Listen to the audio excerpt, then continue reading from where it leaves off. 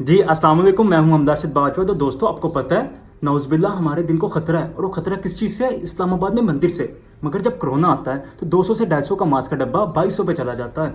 1000 से 1500 रुपए का ऑक्सीजन का सिलेंडर 15 से 20 हज़ार पे फरोख्त होता है। मगर हमारे दिन को खतरा नौज़ुबिल्लाह इस्लामाबाद के मंदिर से है। हत्ता के 30,000 का इंजेक्शन 5 लाख पे चला जाता है। मगर नौज़ुबिल्लाह हमारे दिन को खतरा इस्लामाबाद में मंदिर से है। दोस्तों, आप पाकिस्तान के किसी भी महकमे में किसी भी इदारे में चले जाएं, वहां पे आपको गेट कीपर से लेकर आला अफसर तक सबकी जेब गर्म करनी पड़ती है, और वो रिज़्क़े हराम अल्हम्दुलिल्लाह कह के जेब में डालकर चले जाते हैं। मगर हमारे दिन को खतरा नौज़ुबिल्लाह इस्लामाबाद के मंदिर से है। दोस्तों, शायद पाकिस्तान दुनिया का वाहिद मुल्क होगा जहाँ पे किसी भी किस्म के केस से पहले एक अच्छा वकील करने की बजाय एक अच्छा जज करने का सोचा जाता है। मगर हमारे दिन को नौज़ुबिल्लाह खतरा इस्लामाबाद में मंदिर से है।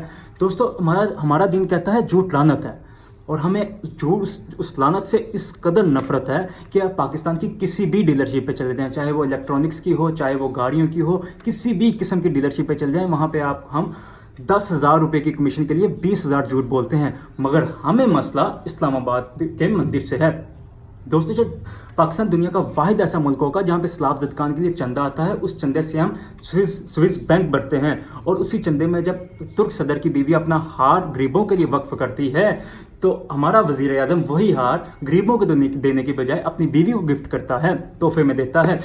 और हम उन्हीं गिलानियों को पीरो मुर्शद मान के कंधों पे बिठा के इस्लामाबाद की असम्बली में छोड़ने जाते हैं। मगर हमें मसला इस्लामाबाद की असम्बली में बैठे उस शख्स से नहीं, बल्कि इस्लामाबाद में बनने वाले मंदिर से है। दोस्तों, आप पाकिस्तान की किसी भी शादी पे चले जाएं, किसी भी गाड़ी में देख लें, हिंदुओं के गाने चलते हैं, मगर हमें मसला हिंदुओं के मंदिर से है। दोस्तों, आपको एक चीज़ की मैं गारंटी देता हूं कि आज अगर उस मंदिर की जगह कोई सिनेमा बन रहा होता, हमने उसी सिनेमा में बैठ के उन्हीं हिंदुओं की फिल्में देखनी थी।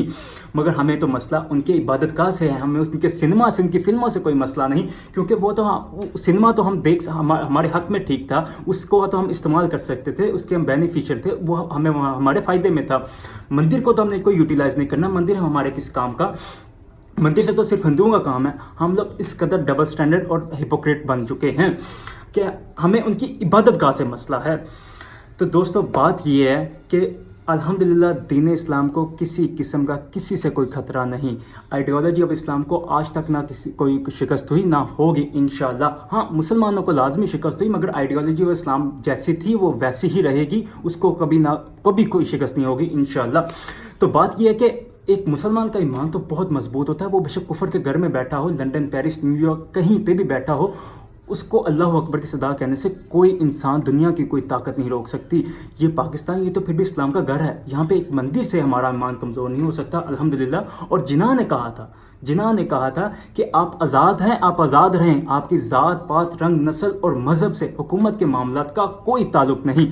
तो पाकिस्तान मुसलमानों का जितना है उतना ही अक़लियत का है, जिन्ना ने कहा था। मगर यहाँ पे तो आवे का आवा ही बिगड़ा हुआ है। यहाँ पे अगर कोई बंदा अक़लियत की बात करता है, अगर कोई करतारपुर राहदारी खोलता है, सिख कम्युनिटी के लिए गुरुद्वारा खोलता है, तो वो तो यहूदी एजेंट बन जाता है। मतलब इमरान खान ने ये सब इसलिए किया क्योंकि वो तो यहूदियों का एजेंट था, वो तो उनके ईमान पे काम कर रहा है। इस तरह का खुदारा इस तरह की बात ना किया करे, किसी के ईमान पे शक ना। अगर कोई बंदा अक़लियत की बात करता है, उनके हकूक़ के लिए बात करता है, तो किसी के ईमान पे शक ना करें, चाहे वो जरदारी हो, नवाज शरीफ हो, मौलाना फजलुर रहमान हो, कोई भी हो। हाँ, इन लोगों की नीयत पे लाजमी शक करना, क्योंकि अगर इनकी नीयत साफ होती तो आज शायद मेरा मुल्क पाकिस्तान इतना गंदा ना होता, इतना बेरोजगार ना होता, इतना तंगदस्त ना होता। बहुत शुक्रिया।